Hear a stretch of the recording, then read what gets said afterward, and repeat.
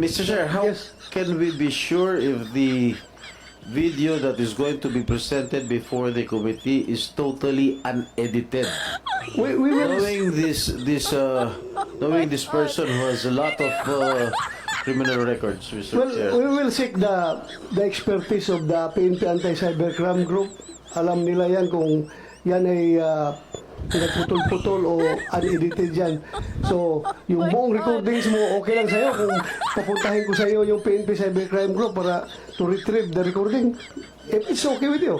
Your Honor, Your Honor, ay parang hindi naman po maganda yung sinasabi ni ni Senator Jinggoy Estrada patungkol sa akin. Para namang ako talagang hinuhusugahan, ako'y may kaso pa lang at hindi pa napapatunayan sa hukuman. Hindi kagaya po ang ating butihing senador, No. nakonvict na po. Ay, wag naman po.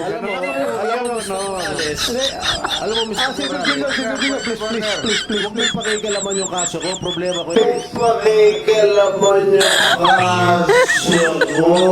Problema ko. yung kaso mo, ayusin mo. Your Honor, ang kaso ko po, Your Honor, hinaharap ko naman po. At ako hindi Order. Please, silence. Una, Mr. Morales,